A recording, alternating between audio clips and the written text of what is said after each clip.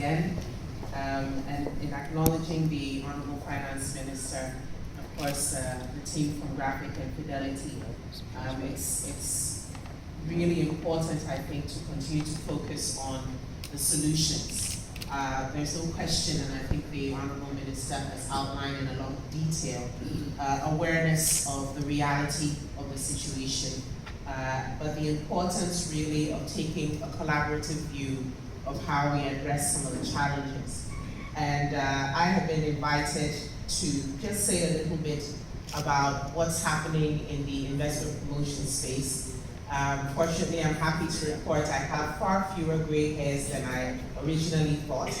And I do think it's important to focus on how, from the investment promotion perspective, we are addressing quite a lot of the challenges that have already been articulated several times over. First and foremost, I think if you consider what we're trying to do from a policy perspective, the legislation that has been put in place to support and promote investments in the country, a lot of our attention as an investment promotion center, particularly in listening to the feedback from the business community, is to become much more targeted. I think that the new GIPC law has encouraged us and allowed us to focus on some of those sectors that will help to address some of the challenges, particularly in reducing imports, because we all know how fundamentally important that is to address some of the challenges that we're having in respect of trade deficits. So if I can just focus on that for a second, clearly focusing and improving the quality of investments in the entire value chain. If you look at sectors for instance, in the agriculture space, it's more important to be known not only as a country with the world's best cocoa beans, but also the country with the world's best chocolate. So we already recognize that there's a gap in the investments across the entire value chain. So it's been our responsibility to support the business community to look again at the specific opportunities to invest. And that's why I talk about strategic, targeted investment promotion.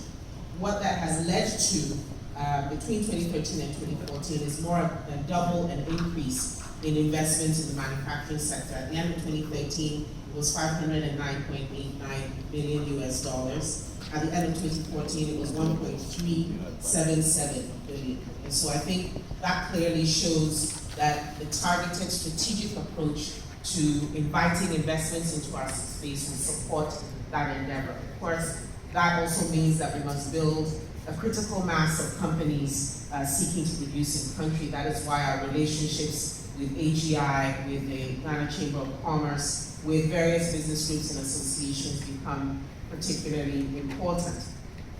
And if I can also just dwell a bit on sector-specific promotions. Over the past 2 years, the center's investment drive has been focused on those sectors where investments will spur on growth in the wider economy. So attention to supporting investments in our energy space and in infrastructure space has been particularly important.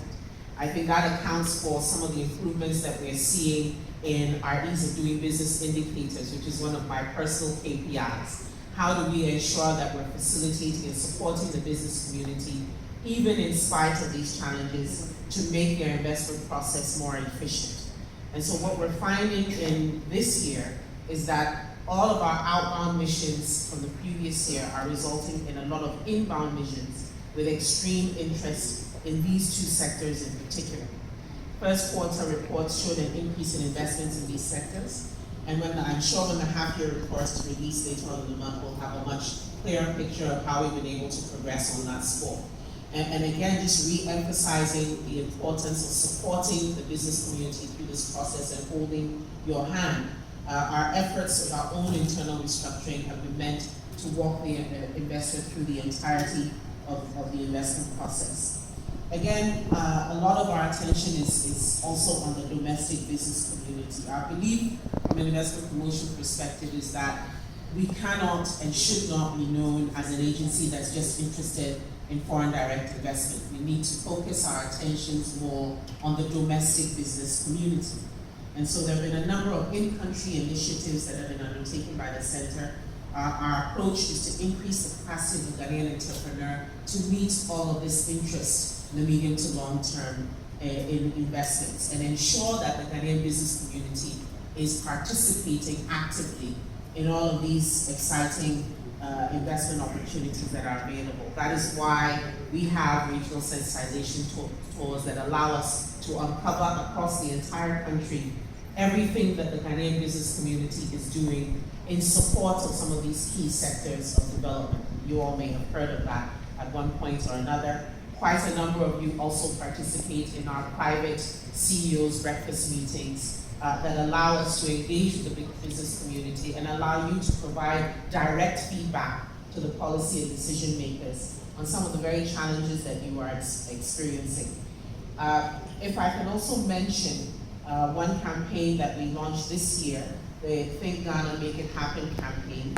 The core of this campaign is to strongly and forcefully project Ghana as a preferred destination on the continent.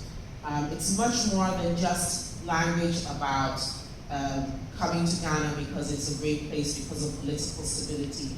It's taking a very dynamic view of each of these critical sectors of development, how we have progressed, and some of the things that we are seeking to do. So we're very forthright in our interactions with the business community in saying that if the investment will not translate into development, if it will not create the kinds of jobs that we're looking for, if it will not sustain equality in terms of the skills transfer that are taking place, then we really should not and will not be supporting it.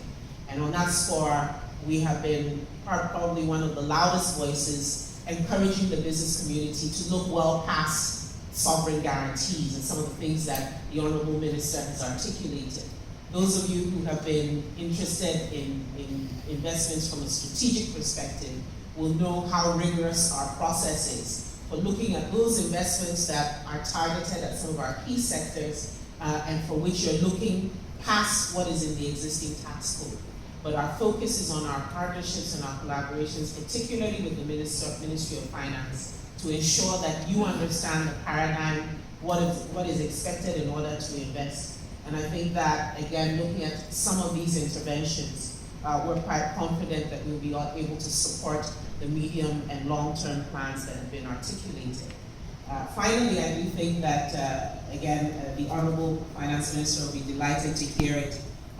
We as a center are well on the path to getting off government subvention. Like men, see he's smiling. So I think that, again, taking a look at some of the structural issues that have brought us to this point makes it abundantly clear that it's not something that's happened within a very short medium period of time, 4-year medium period of time. There are a number of systemic issues that we do need to address, and that is why the quality of this kind of discourse becomes particularly important.